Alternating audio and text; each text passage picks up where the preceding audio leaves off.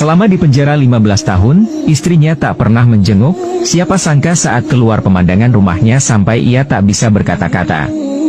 15 tahun lalu, Denny harus dihukum penjara karena tidak sengaja menabrak seseorang dan dihukum 15 tahun penjara. Selama 15 tahun ini, orang tuanya tidak pernah menjenguknya, bahkan istrinya yang baru menikah setahun dengan pun tak pernah menjenguknya. Demi tahu pasti orang tuanya marah besar karena dia merusak nama keluarga. Sedangkan istrinya, dia begitu lama di penjara. Dia rasa istrinya pasti menikah lagi dengan pria lain, itu yang ada di pikiran Denny. Hari itu Denny berdiri di depan penjara sangat lama, baru akhirnya mengangkat tas ranselnya melangkah lagi ke tempat yang sangat dia kenal namun juga asing. Dia pulang ke rumahnya, namun siapa sangka ternyata di dalamnya bukan keluarganya. Menurut penghuni rumah, dia membeli rumah itu 14 tahun yang lalu. Rumahnya sudah dijual, Denny hanya bisa merenung di depan pintu rumah itu sangat lama. Kemana perginya kedua orang tuanya, kemana dia harus mencarinya?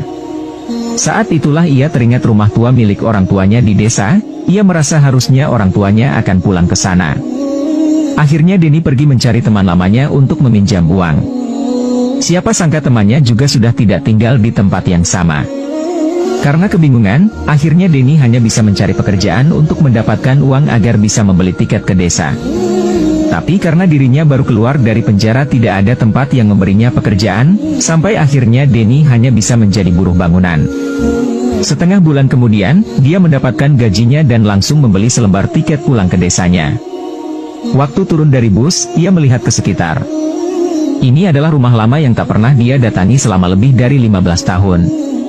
Dia kemudian perlahan melangkah sampai ke depan rumahnya namun ia tidak berani masuk, akhirnya dia hanya diam depan rumah, sampai ada seorang remaja yang memperhatikan dia kemudian bertanya siapa dia. Denny kaget, kemudian dia melihat anak remaja itu. Usianya mungkin 14 tahun, dia menggendong tas sekolah. Setelah terdiam sejenak, dia bertanya apakah rumah ini adalah rumah Bapak Sudin, ayah Denny? Remaja tadi mengangguk, baru saja dia mau mengatakan sesuatu, tiba-tiba pintu rumah dibuka, seorang wanita paruh baya keluar dari rumah, usianya kurang lebih 40 tahun, melihat remaja tadi dia melambaikan tangan, "Nak, siapa itu?" "Mama sudah bilang berapa kali jangan banyak bicara sama orang asing." Denny langsung mengenal suaranya, dia berputar, ternyata istrinya berdiri di sana.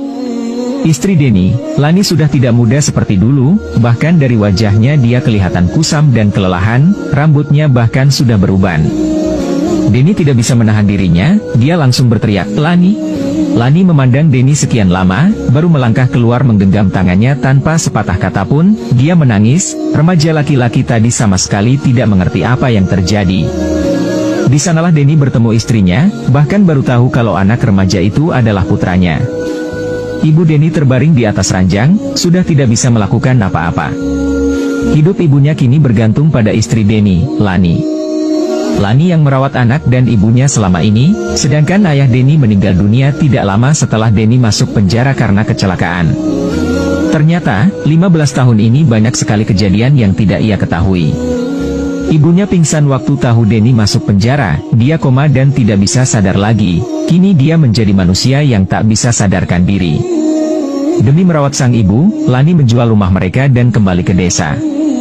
Sambil merawat ibu mertua, Lani yang sedang hamil besar harus bekerja sendiri.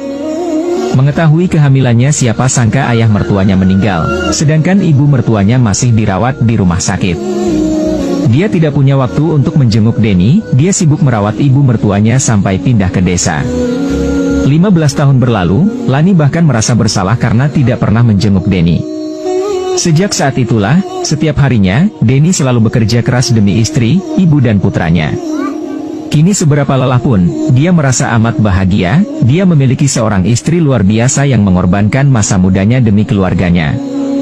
Anaknya hanya melihat dari samping, bahkan tak sanggup memanggilnya papa, namun Denny tidak patah semangat, dia selalu membina hubungan secara perlahan dengan putranya. 3 tahun kemudian, Denny berhasil membeli sebuah rumah yang layak bagi ibu dan istrinya, dia juga berhasil menyentuh hati anaknya dengan segala perbuatannya. Saat itulah pertama kalinya putranya memanggilnya papa, itu merupakan hadiah yang sangat besar bagi Denny. Denny merasa hidupnya sekarang sangatlah bahagia, segala yang ia dapatkan sekarang, itu adalah pengorbanan.